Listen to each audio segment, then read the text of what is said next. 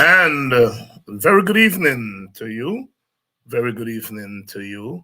Good night to those of you who are in that zone.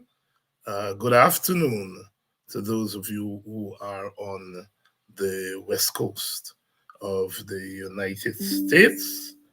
And those of you further afield, whether you're in Africa or somewhere in Asia, good morning, good night, good evening, and welcome to today's edition of Politics 101.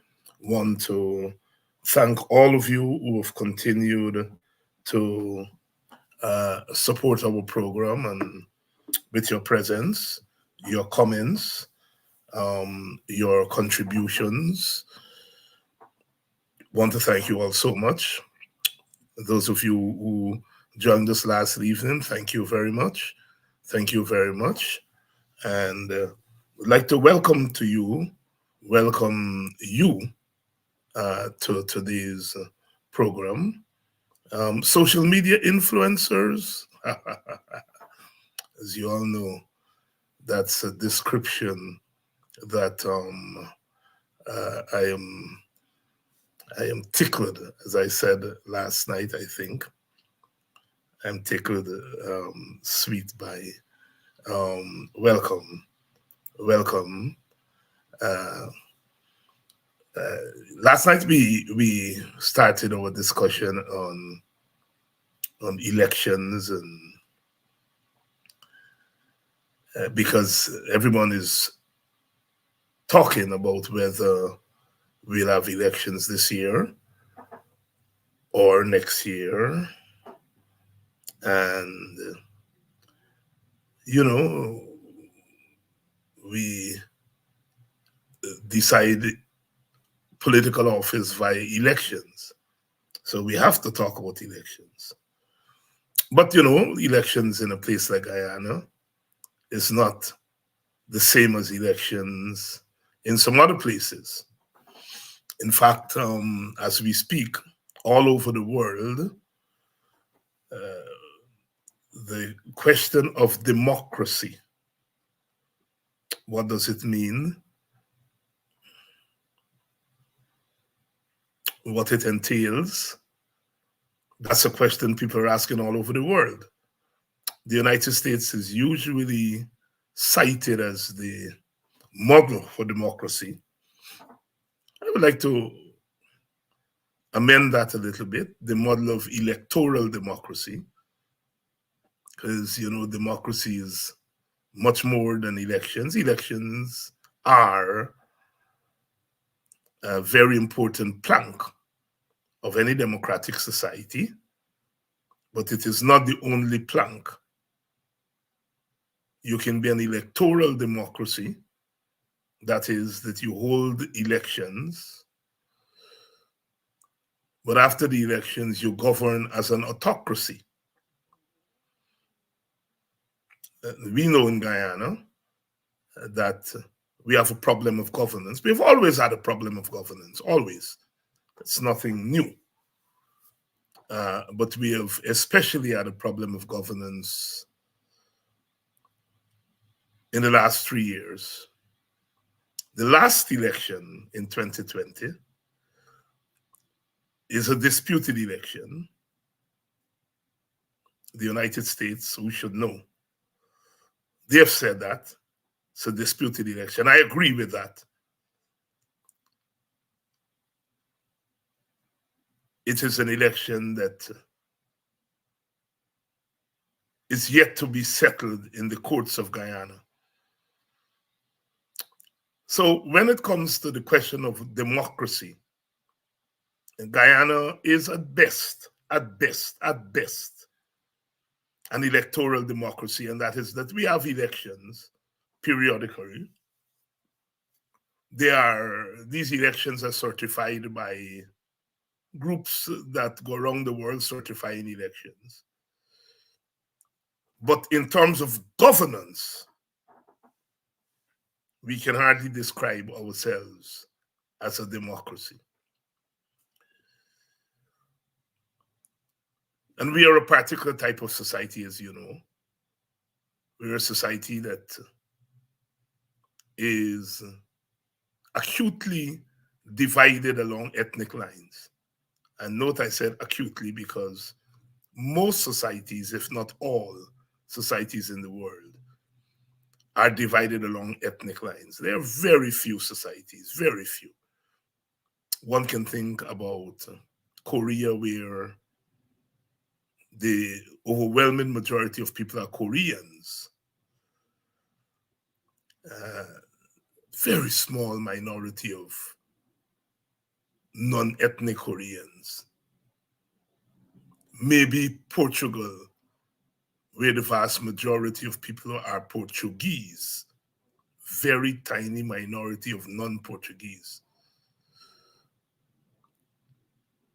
Japan, the vast majority of people in Japan are Japanese. A very tiny minority of non-Japanese. But quite apart from those societies, all societies around the world are ethnically divided. There are some, like Guyana, that are acutely divided, bifurcated, as we would say, because you have two ethnic groups that are of similar size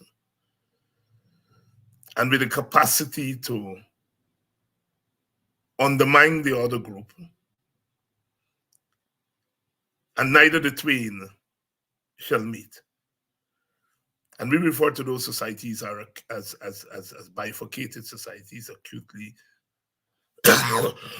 excuse me, divided societies. Guyana falls into that category. These are very, very difficult societies.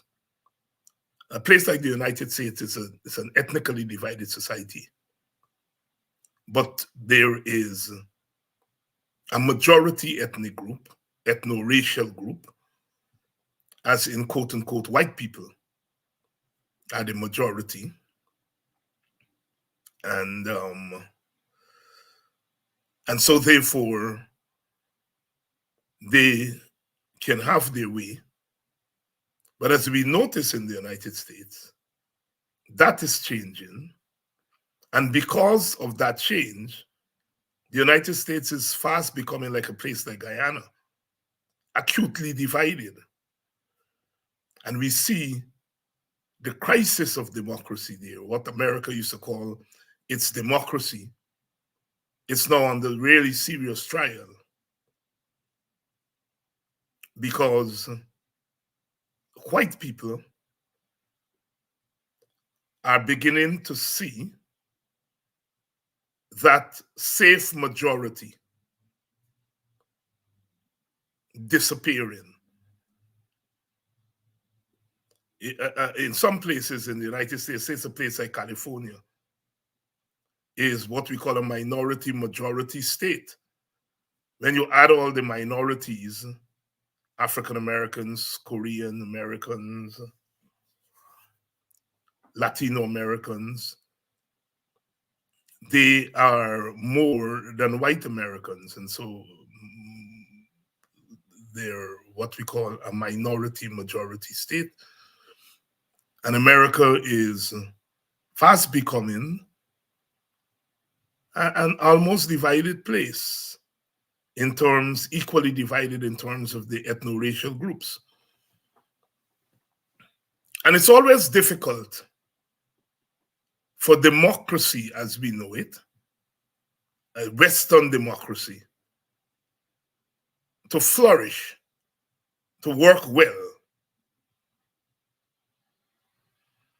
Western democracy work well in generally homogeneous ethno-racial societies, European societies, majority of people there are white people. There may be different ethnic groups, but they're racially majority white people. And when one party gets into power, they're very clear that that party is not going to govern against the interests of white people. So in England, whether it's the Conservative Party or the Labour Party, whichever party is in power, it doesn't threaten the interests of white people. So the majoritarian democracy, that is a democracy where the majority rules. Majority rules, whereas, you get 50% plus one and you govern. In homogeneous societies, that has worked.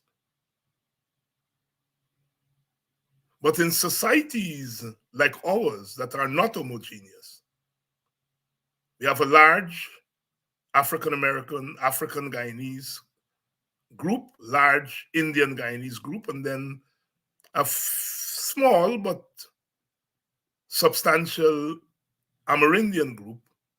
But it's the Africans and the Indians. And the majoritarian democracy that we have been using, whereby 50 plus one, it means that when an election is finished, whichever party gets 50 plus one, that party governs. And that party is often the representative of one race or the other. And so in effect, it's one race that is governed. And what we have seen in our history is that that race, that party, does not govern in the interest of the other race. And so this thing that we call majoritarian democracy has not served us well. It has led to racial domination, whether we like it or not. Now, the party or the race in power sometimes try to enact policies that benefit all races. That has happened. Under the early PNC, under Mr. Burnham, they did enact policies that were beneficial to all races. And in some cases, they enact policies that were directly beneficial to one race or the other. However, the race that is in opposition does not allow the race that is in power to govern. That is the other problem.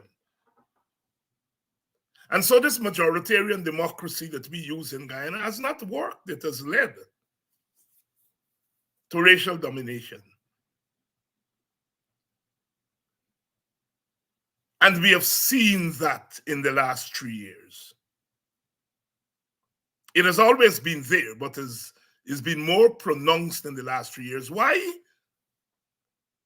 Because we are now into a new era. Ethnic groups contest each other, fight each other over resources.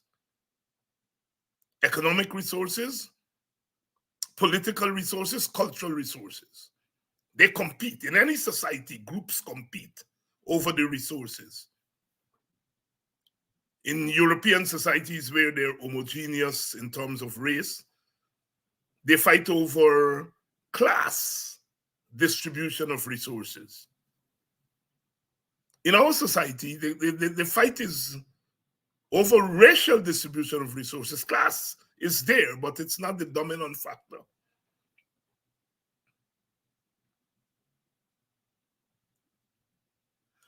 And what has happened is when there was little resources, we fought over the little resource. How is that little resource going to be distributed?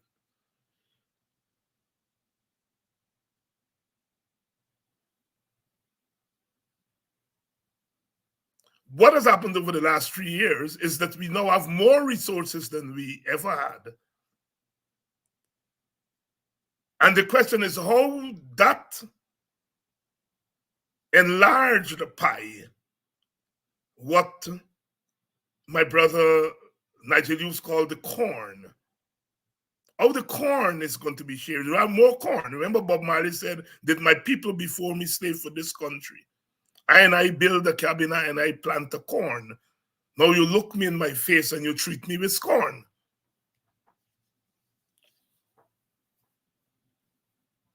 And so over the last years, it's about how that enlarged pie is being distributed. And in an era of easy access to resource, in an era of social media, in an era where the citizen is much more aware of what government is doing, we see the unequal distribution of resources playing out in our faces. And so democracy, Western democracy that we have been using, majoritarian democracy, is really in crisis.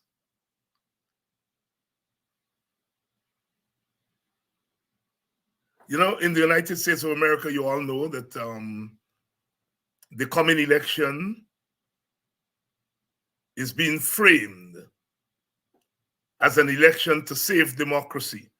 They're trying everything to get Trump off the ballot because they feel he's a threat to democracy. And the Democrats are pitching the argument to the rest of the society that, look, we have to keep Trump out to save democracy. And that argument on the surface seems okay. The problem with that is that American democracy has not been good to all Americans. American democracy has not been necessarily good to African Americans. American democracy allowed slavery in the early days of the Republic. And when slavery came to an end legally, it allowed another 100 years of segregation, all to keep African Americans down. So American democracy has not always been good to African Americans. And while between the 1950s and the 1970s, there was civil rights legislation where the democratic process allowed for some rights to Africans, the very democracy has led to the rolling back of those rights for African Americans, the rolling back of voting rights, the rolling back of civil rights. So when you go to African Americans and tell them, come out and vote to save democracy, you are talking to people who have not benefited from that democracy. The democracy that Trump is primarily threatening is the democracy that has brought benefits to those in the society with privilege, white people. So this democracy thing is much more complex. Let me come back to Guyana.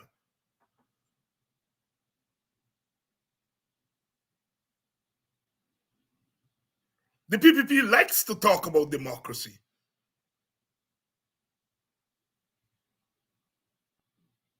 And what it does, it conveniently confines democracy to elections.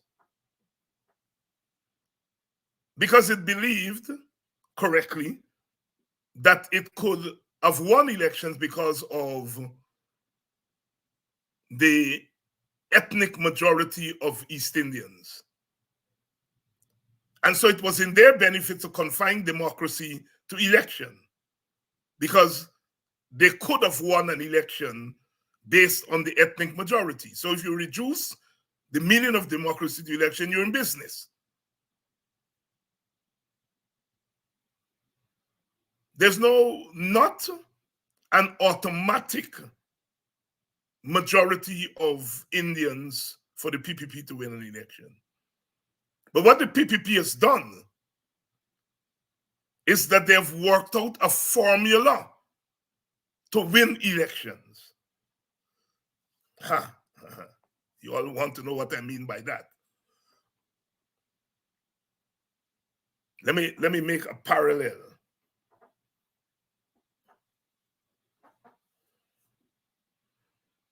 After the Democrats began to win elections in America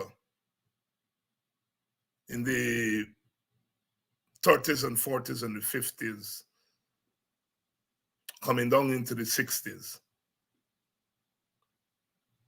the Republicans figured out a formula to win elections. And that formula they used what was called the Southern strategy, which is to appeal to the racial sensitivities of white people in the South and win big in the South. 80-something percent, 90-something percent in places like Alabama and Mississippi and so on. You know, the what we call the Confederate South, the old slavery South. And they appeal to the sentiments of white people down there, and they win 80-90% of their votes. And then in the North, they win 50% of the white vote. So 90% of the white vote in the South, 50% of the white vote in the North and the West, and the Republicans were winning election after election. It's called the Southern strategy.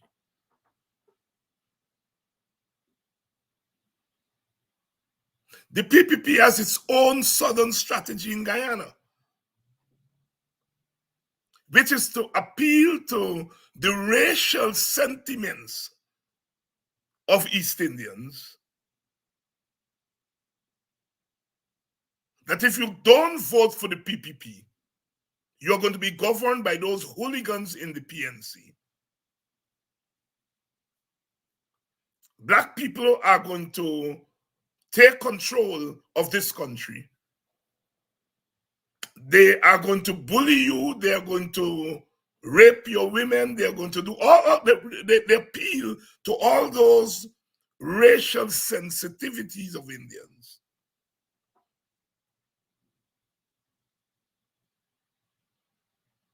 And then they get 90% or more of the Indian vote. Not only that, but the fear that they drive in Indians bring Indians out to the poll more. So they have large turnout, and then they win 90-something% of the Indian vote. Then they go to the Amerindians, and they win about 55%, 60% of the Amerindian vote, and that's it, the PPP wins. That's their Southern strategy. They don't need African Guyanese votes. If they get African Guyanese votes, that's gravy.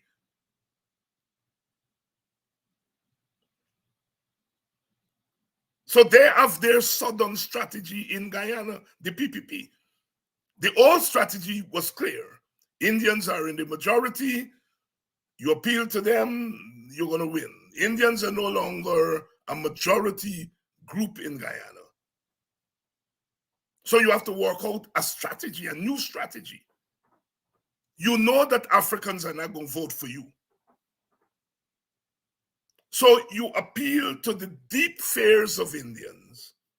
Run up the clock, run up the vote, bring them out in large numbers. They vote for you in large numbers. So although they're not a majority, the larger turnout makes up for that majority.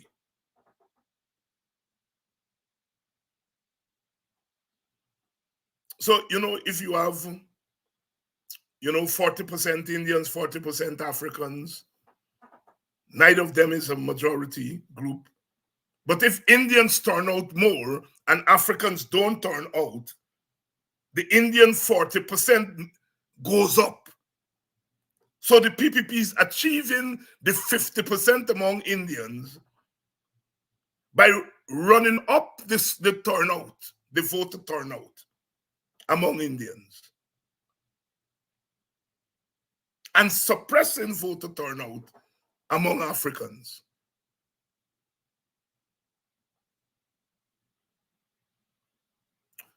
But the PPP has gone further, as we saw in 2020. They realized that even that southern strategy, that racial strategy of running up the votes in the Indian community, had about 40, 60%, 55% of the Amerindian votes, that you could win with that. They realized that that is razor thin, as happened in 2015, 2011. So what they did in 2020 is they then look for ways to get an extra 2 seats, 3 seats. And they came up with some added strategy. One is to create all these mushroom parties. All these little things come up and say they're parties. And the strategy with that is that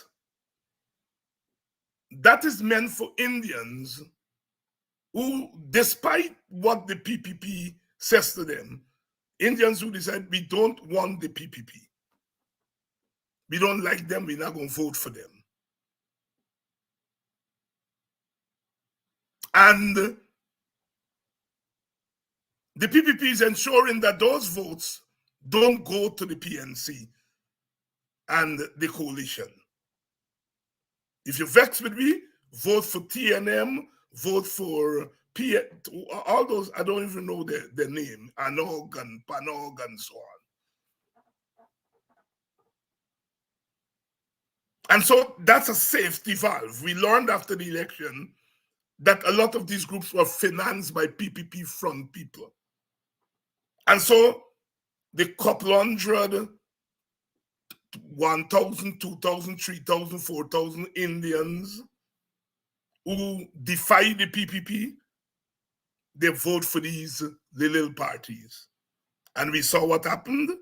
Those little parties joined the thing together, call it joinder, and they get a seat. What they did with that seat, they give it to the PPP.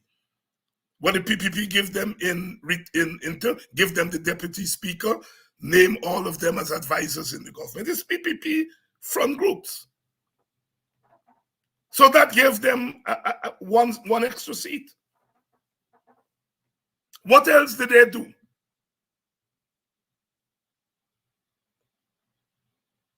They decided to manipulate the election before election day.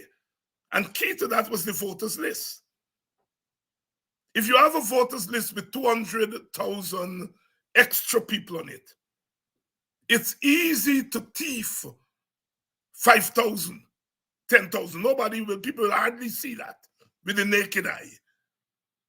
That is why the PPP doesn't want to get rid of those extra people on the voters list. You get the extra people there, 200,000 of them, you can thief 5,000. Thanks to the recount, which was unconstitutional, but which they allowed to happen, but thanks to that recount, we saw what they did. 4,000 and odd people who were not in Guyana voted for them. That's one seat. And then we know the little thing that bring in 1,000 here, that people who were working on election day, more of them vote than were working. But they were able to get a seat and a half there.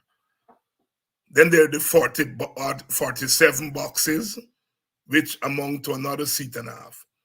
So in a sense, what the PPP did, by manipulating the system, they were able to get an extra 3 seats. So the PPP has an electoral strategy to win elections in Guyana.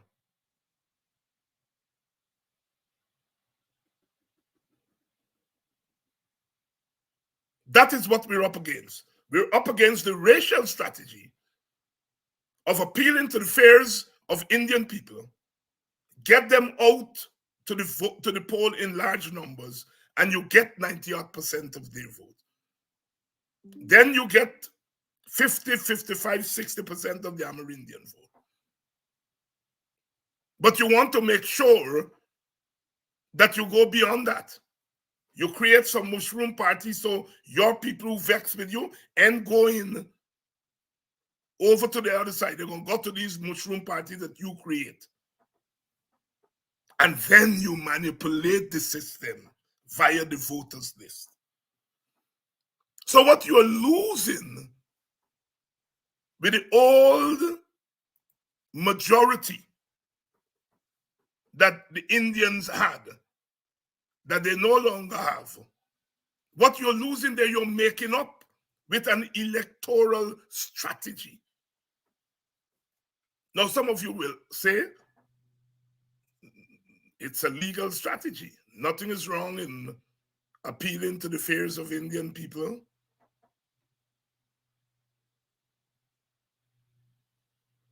Some of you would say nothing is wrong in creating front parties, mushroom parties.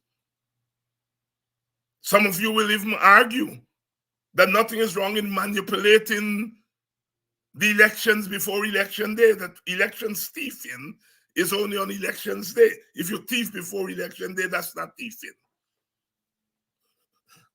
Whatever you say, the PPP has an electoral strategy to win elections.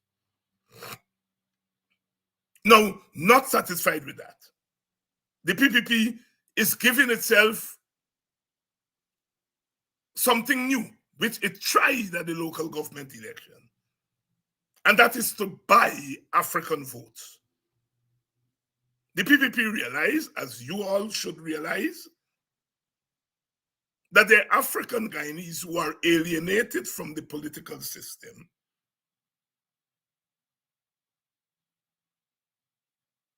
Because the political system has not brought changes for them.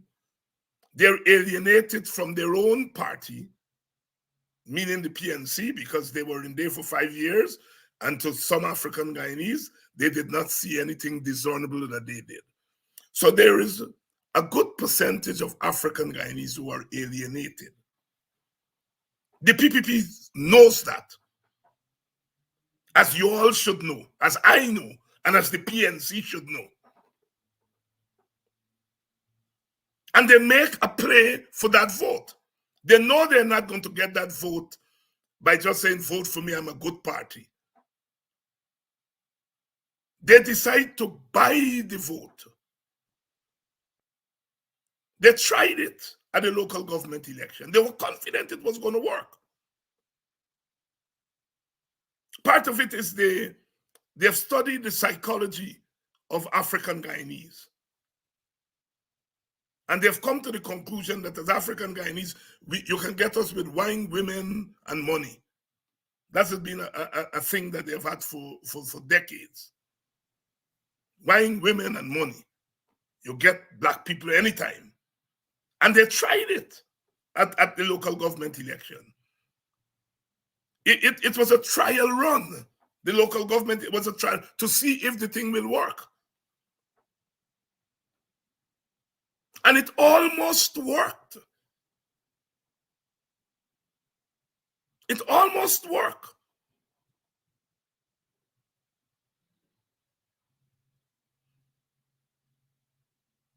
It's not until the last moment that the PNC realized what was happening, and they get up and the rest of us always knew it was happening.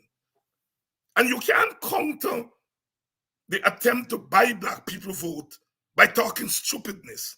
You have to go to black people and say, as black people, they're trying to buy you all like they bought you all as slaves.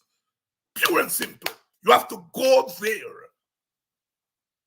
And some of us have to go there. The PNC is always reluctant to go there. I understand why. But some of us have to go there and stop that thing. They were able to buy some. They got some. Well, it wasn't enough to make a difference. They get a 20-year, a 30-year, a 40-year. They're able to buy. Some of the people cock them, take the money, and they didn't vote for them. Some took the money and voted. But what the PPP was doing was opening up another front for votes. Now, they will get a 20-year, a 30-year by trying to buy black people vote. But more importantly, in making a pitch for black votes, at the end of an election, when your vote is inflated, you're then able to say, my extra vote came from black people, when in effect the extra vote comes from thieving. So by going after the black vote, you're giving the impression that you could win black votes. At the end of the day, when you get some inflated votes, you'll say, well, it's black people vote, we buy them. When in effect, you thief those votes. So the black strategy is two-edged. It's to try to pick off a few votes here and there. You might get a quarter seat. But more importantly, it becomes a mask for rigging.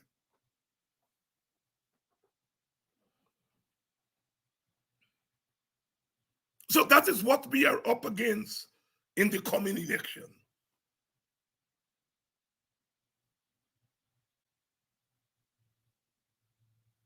Does the opposition have a strategy? I come to that now. Does the opposition have a strategy? It is well within the opposition right to have a strategy. The only strategy we hear coming from the opposition is crossover vote. That's a myth. Let me walk you all through some history, yeah? In 1961 and 1964, some Indians voted for the UF, United Force, Portuguese-led party. They got most of the votes from Amerindians, the small Portuguese population, and they got some Indian votes. Let me explain to you all what happened in 61 and 64.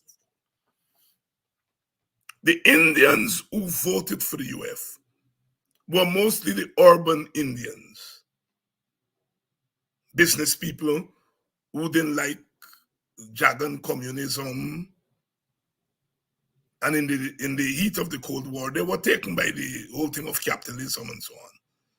So there were more urban Indians. But here is something that happened in those elections. In the seats around Georgetown that the United Force contested, the PPP did not contest those seats.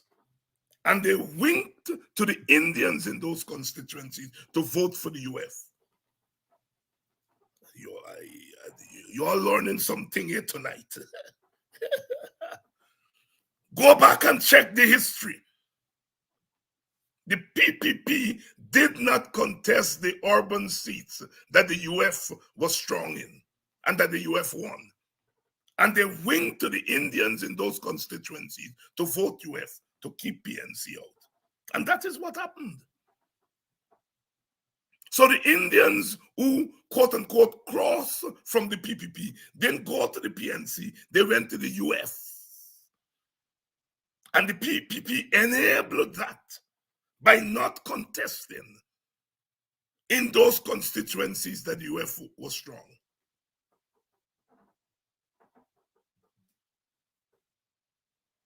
61 and 64. You all go back and check.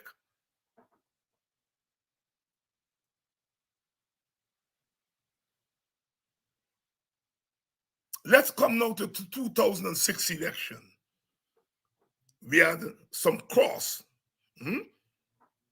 some black people bolted from the PNC and voted for the new Alliance for Change. AFC had just come on the scene, led by Raphael Trotman. The PNC usually will get about 42% of the votes in that time. They slipped down to 34%.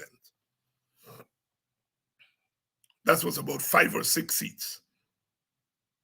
They lost. They lost it to the AFC.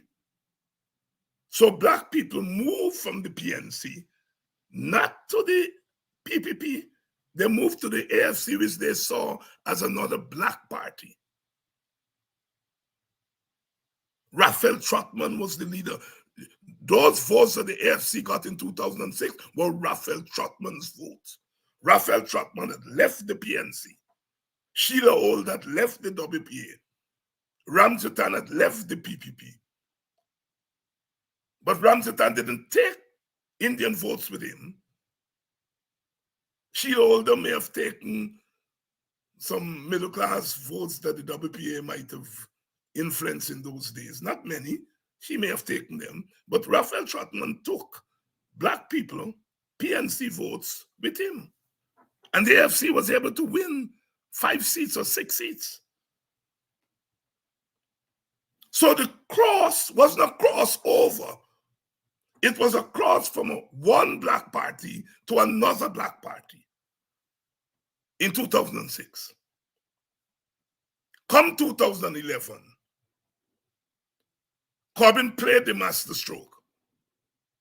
He went to the WPA and said, let's form a coalition. They formed the APNU. And the black people who went with Trotman went back now. Because the quarrel with the PNC was that you weren't dynamic. You weren't looking after black people. You depend on stupidness. Now with the APNU, Corbyn is saying, well, we end up on stupidness. Look, we reach out to be all enemy. Be serious. Those black people went back. Trotman is removed as leader, and in comes Nagamutu. And Nagamutu brought Indian votes with him.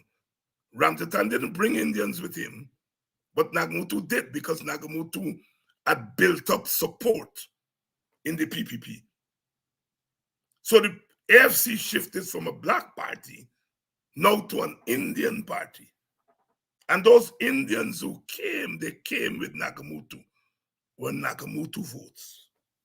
So Indians didn't cross over to the PNC. They went to another Indian party,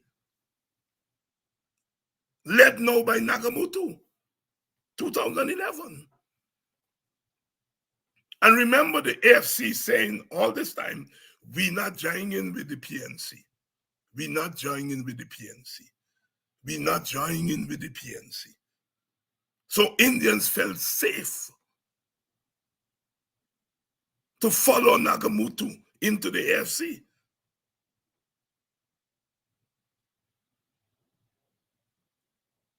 Things, however, changed. The AFC felt that they could take a chance and go with the PNC because the WPA is there. And the reasoning was that if the archenemy of the PNC, the WPA, can work out an arrangement with them, maybe it's a chance we could take. And then, of course, power beckons. And the AFC decided to go into the coalition. Some of the Indians left and went back to the PPP. Some of them. But some of them stayed. I think about half of them stayed.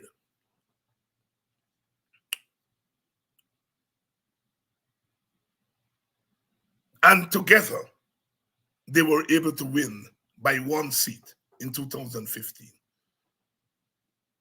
What I'm demonstrating in 2006, 2011, 2015, people didn't cross over. They crossed from one black party in 2006 to a new black party led by Trotman in 2006. 2011, 2015, they crossed from Indian PPP to an Indian AFC.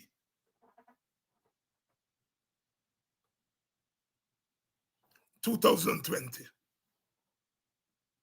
Nagamootoo is removed. The PNC reason that Ramjatan can't bring Indian votes. They maybe think that Granger did enough to appeal to Indians and they ran with Granger. The Indians went back to the PPP, and those who didn't go back to the PPP went to them little party. And we saw what the result was, a Tiefin result partly, but the coalition couldn't retain power, partly because of the manipulation and partly because outside forces went along with the manipulation by the PPP. Sisters and brothers, what I'm arguing here tonight, by walking you through the sociology of our politics, our political history, is that crossover vote that the PNC is talking about, it's nonsense. Ask Desmond Hoyt. Mr. Hoyt had done so much policy-wise that benefited the Indians. The ERP, the structural adjustment, all benefiting the Indians. The opening up of the economy to the private sector. Who was in the private sector? Indians. And Hoyt really felt that he had done enough and Indians were going to vote for him. They didn't. And he went to his grave being very bitter about that. As the WPA. When the WPA was fighting the PNC, it attracted black people because Askew had brought into the WPA radical black people. There's always been a 10-15% of black people who are quite radical. And they went with Askew. That same group went with Raphael in 2006.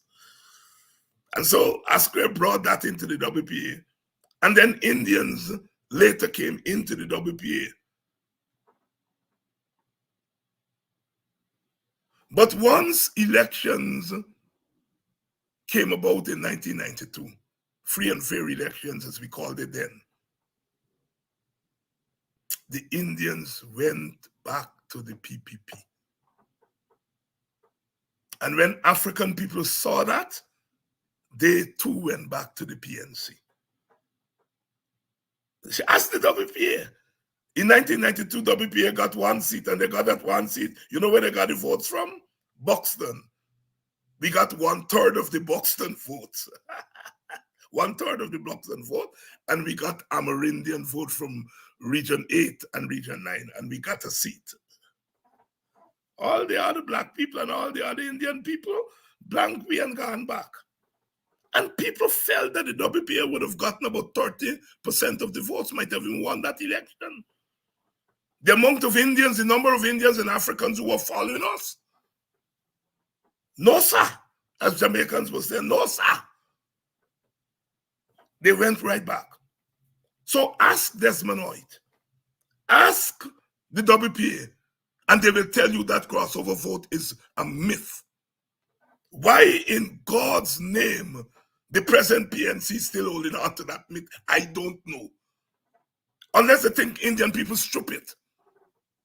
As I asked last night, what is the PNC or the WPA going to say to Indians, or the AFC going to say to Indians to tell them don't vote for the PPP? If Indians don't vote for the PPP and vote for the coalition, they're going to do that on their own. They don't need the PNC to appeal to them. They don't need WPA or AFC to appeal to them. They will do it on their own. Why expend energy on a myth? History has shown that it's a myth. The Indians who are going to vote for the PNC/coalition already make up their mind. That's what they're doing. The blacks who are going to vote for the PPP already make up their mind. That's what they're going to do. The crossover vote is a myth. Note, I'm not saying that Indians won't vote for the coalition or the PNC or whoever, but they're going to do that on their own. You don't have to go and tell. We're going to go and tell them, oh, the PNC policy, the PPP policy is hurting Indians. They damn well know that. They don't need you to tell them that. They don't need I to tell them that. They don't need me to tell them that. They know that. But will that translate into them voting against the PPP? No.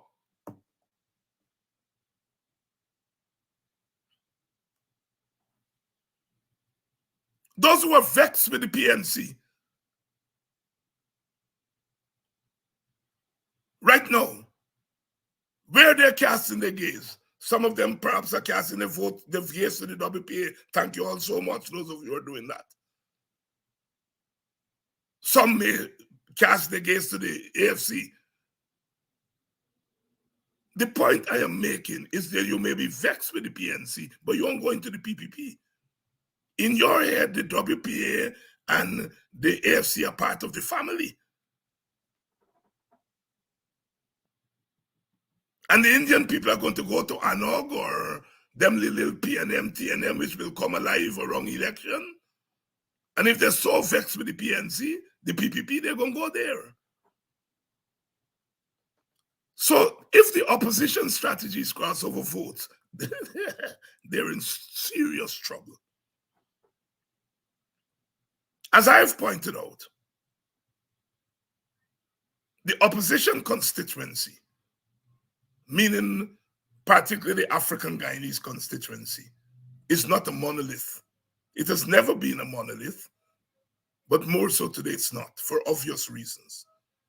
They're the diehards who probably make up the majority.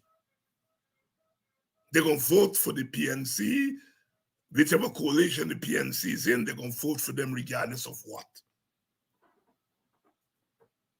But then there has always been a radical group of Black people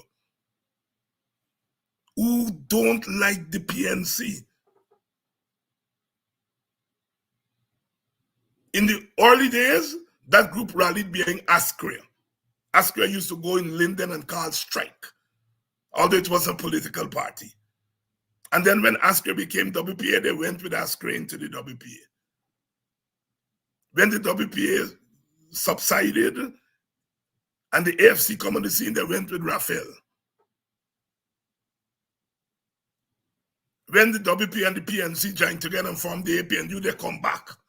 There's always been a radical section of the Black community that can't stand the PNC politics.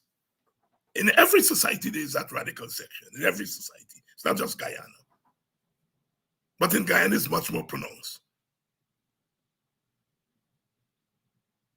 Among African Guyanese.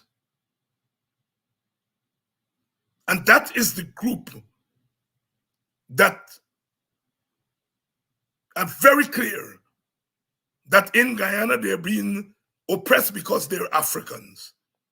That's the conscious Africans who make up that radical group. It's a mixture of conscious African identity and a kind of radical revolutionary thing. The two go together in the Black community. A mixture of I ain't there for nonsense. This thing while you're talking, I ain't with that. We got revolution. So it's a mixture of radicalism and African consciousness. Strong group in the Black community. And it's there right now. When the PPP is going after Rickford Burke and the so-called social media influencers, the reason they're going after us is that they know that we are on to that group. And that group is going to mash up any of the PPP plans. When they try to buy votes, is that group who's going to say, here, we are not slaves. The other group will say, the PPP is buying votes, and that is unconstitutional. No, the radical black people are going to say, you trying to buy us? We are not slaves. Different language. The other set of black people will say, oh, the PPP is trying to buy votes, and that is against the spirit of the Constitution.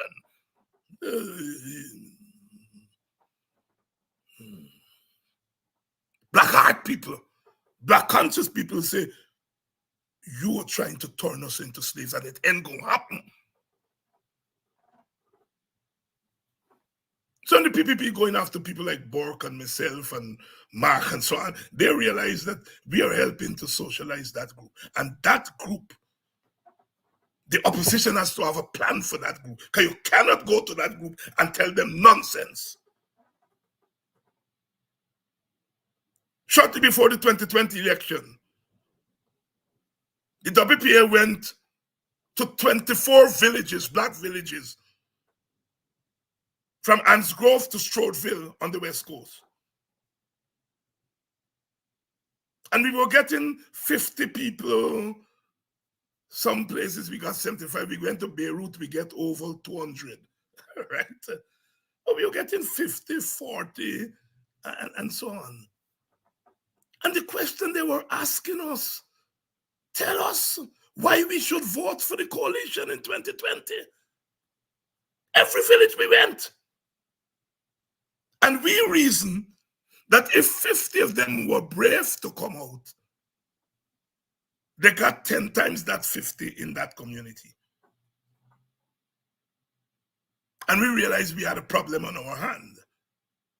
That we had a group of African Guyanese who were dissatisfied with the behavior of the coalition. Whether they were wrong or right, it's not for me to discuss tonight. We went back and we reported that to the leaders of the coalition. And we volunteered in the WPA. We volunteered that we give us some resources and we're going to go and work on those people and bring them into the fold. I'm going to skip what happened with that proposal tonight. I'm going to skip what happened with that proposal.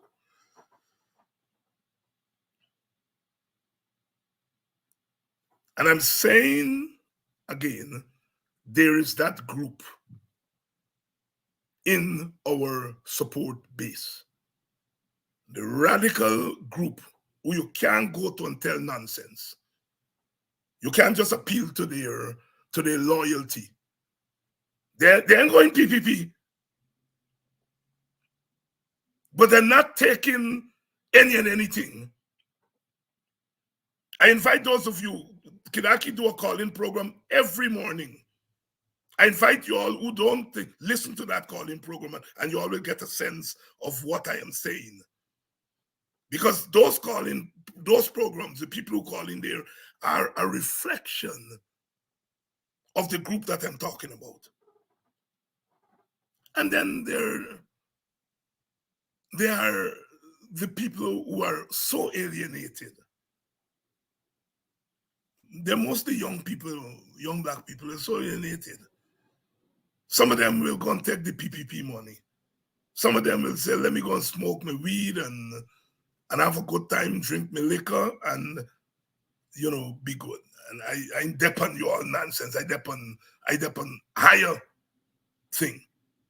But we have.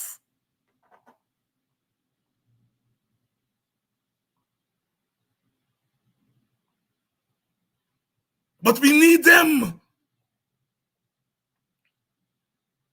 They're not going to go and take the PPP money and thing. But they bust all we have. Then you get those who are so alienated, they're going to take the PPP money. and may give them their vote. We have to have a plan for all those groups rather than having a plan for crossover vote. It is utter nonsense.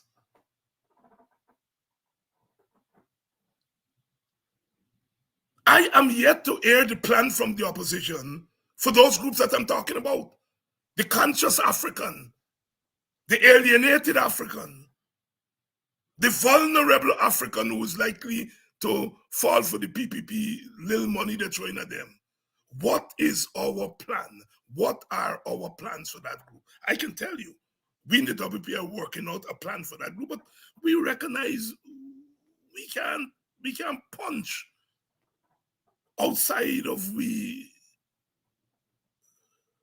wait, but we recognize these groups, and we for the last 3 years have been working out. And we would like to sit with the rest of the opposition and share our perspectives. There's no all opposition group. We have made several attempts,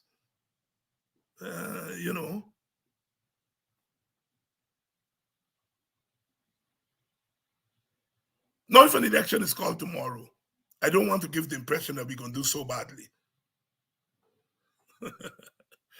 If an election is called tomorrow, we're going to step up.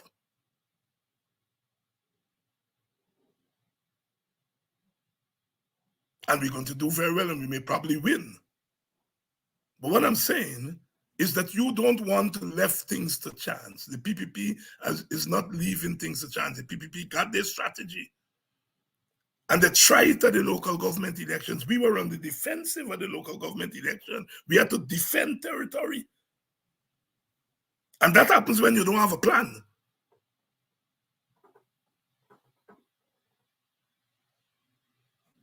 So all those who are talking about election, the point I am making is that we got work to do at the level of tactics and strategy and at the level of consciousness.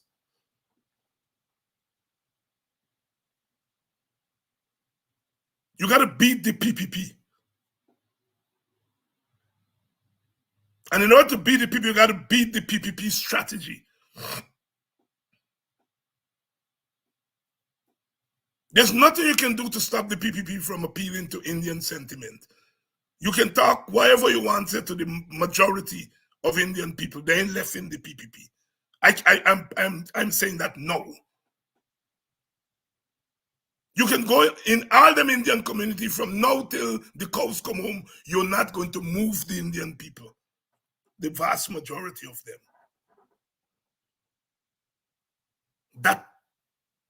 That is a done deal.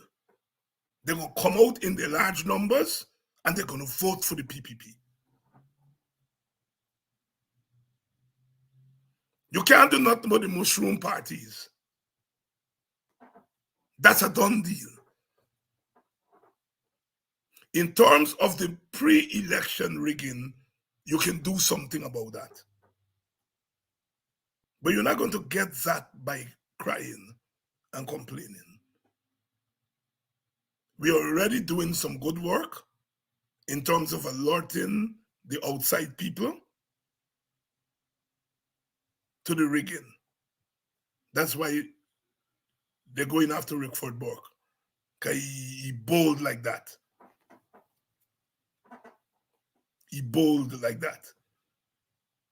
And so that's part of the strategy, is to get the outside people on the side when it comes to the rigging. But we have to do our work inside. And the PPP is not going to respond to a certain kind of reasoning. We have to find a way to use our support, our numbers, to force the PPP to clean up that list. The courts are not going to help us. The courts have said very clearly they're not touching that. The Americans and British will only help us if we help ourselves. What is our strategy to get a clean electoral machinery? all the top people at GCOM on the PPP side.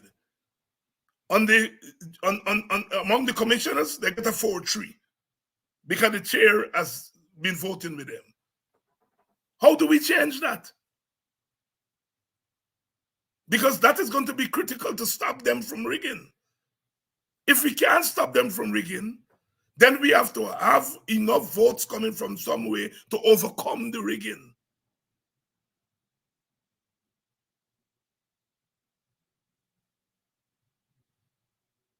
In 2020, we didn't have enough votes to overcome the rigging because a good 20% of our base we didn't pay attention to. We pay attention to the 70%, 75% that the polls tell us love Granger. And we didn't pay attention to the 25% that didn't love him. And so we didn't have enough votes to overcome the rigging.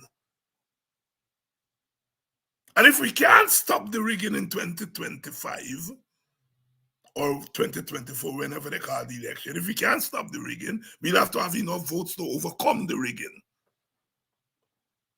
And those votes are coming from no crossover. They're not coming from no crossover.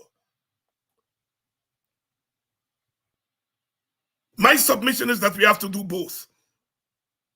We have to stop the rigging, and we have to get votes to overcome the rigging if it happens. A whack on 2 foot. Where is the opposition strategy? As I said, we in the WPA, in our little corner, we are working out our strategy for those matters. But we are a small party. Perhaps bigger than people think we are, but we're still a small party. We're not big as the PNC. That is why we need polling. We need polling so that we'll get a sense of where our people stand. One of the disasters of the last coalition was that we had one big party and we treat all the others as little known entities. If we go into a coalition the next time, I hope we don't make that mistake. Guyana's politics is much more complex. There is the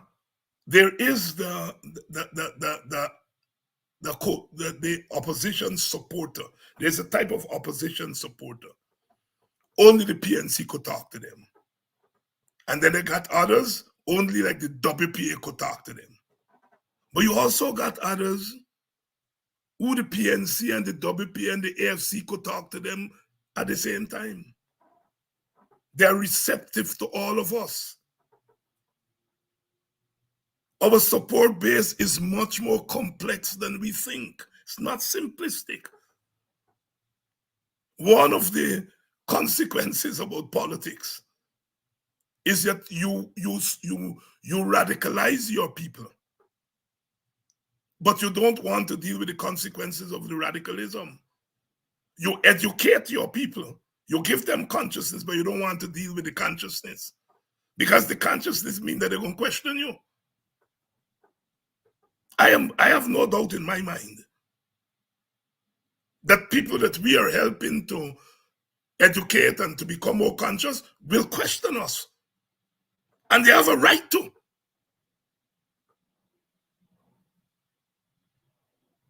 And sometimes we don't want to deal with it.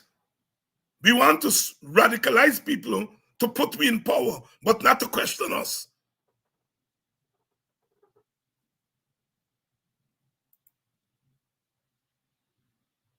I know you all don't always agree with me, and that's okay. That's okay. You don't have to agree with me with everything. If that happens, then we depend on stupidness.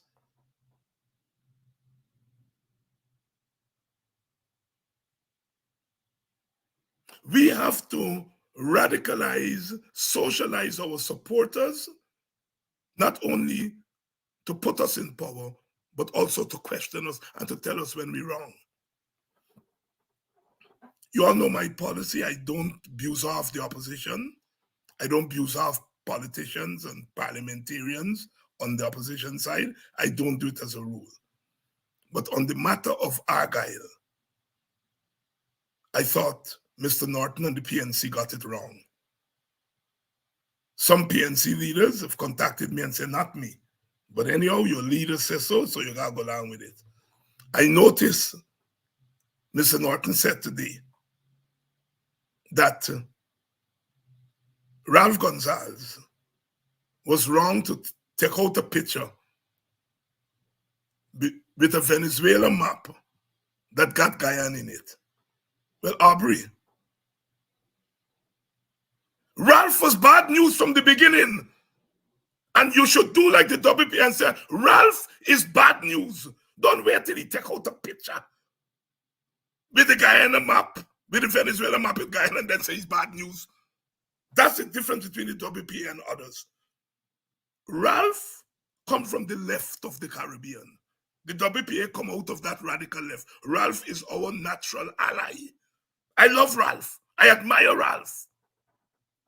But we in the WPA are bold enough to say to Ralph, you are bad news when it comes to Guyana. Get the hell out of the way. Our brothers and sisters in the PNC got to wait till he take out a picture. The man is bad news. And you all have to say that. We are not surprised that he take out a picture with that map. Ralph has become reckless in his old age. And I say that to somebody who loved the brother. But I'm saying to my comrades in the PNC, stop playing games on some of these matters. It's either Ralph is good or he's not good when it comes to Guyana, and he's damn well not good. And say it.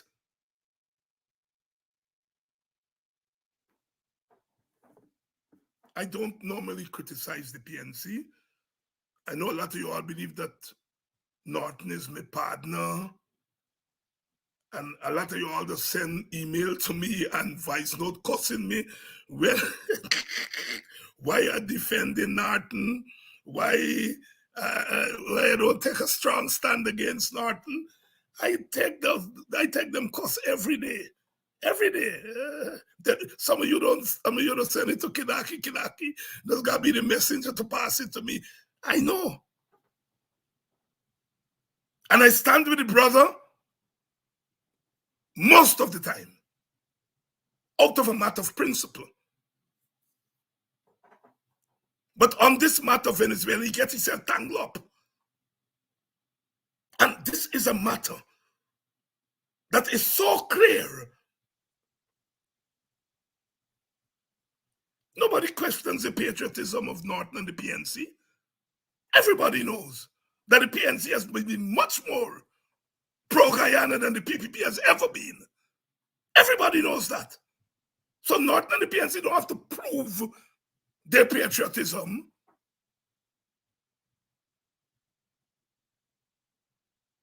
I hope they're hearing me. And I hope they don't take it the wrong way.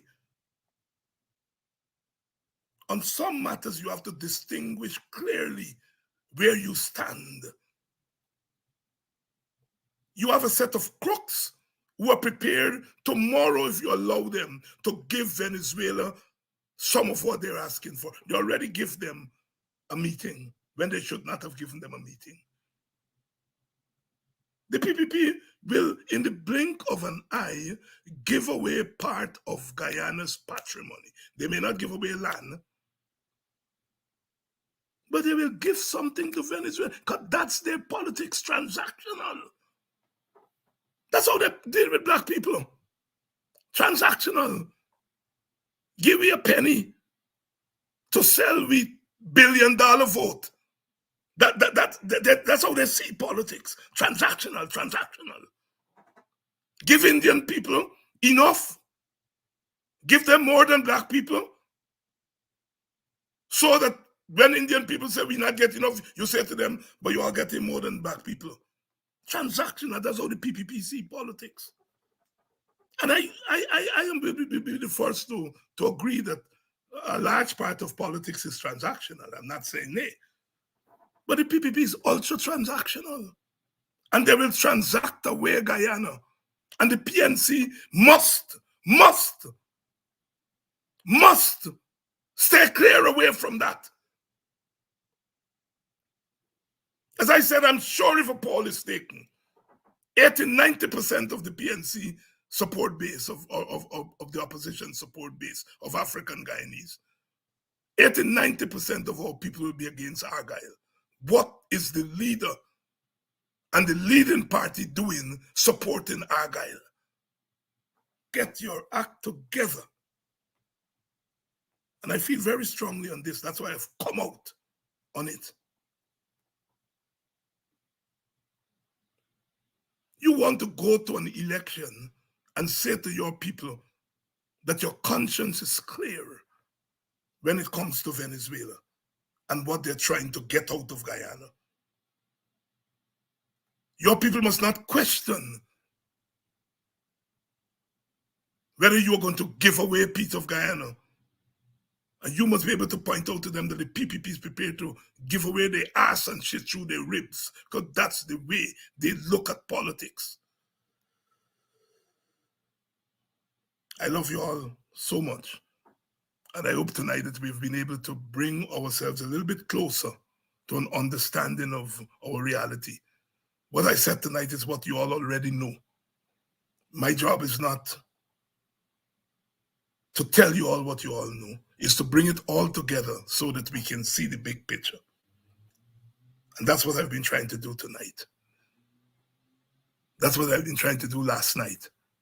That's what I tried to do the night before. That's our mission in this first part of the year. To make it clear for our people and to be honest with you all. To be honest. If you start off by saying, I don't want to offend Indian people, you end up offending Black people. You have to start by saying, I don't want to offend any Guyanese of any group.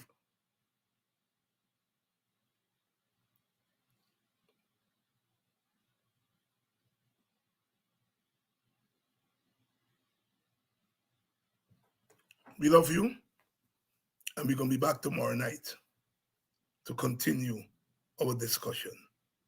I hope we have moved closer tonight to where we should be in terms of our understanding of what is to be done.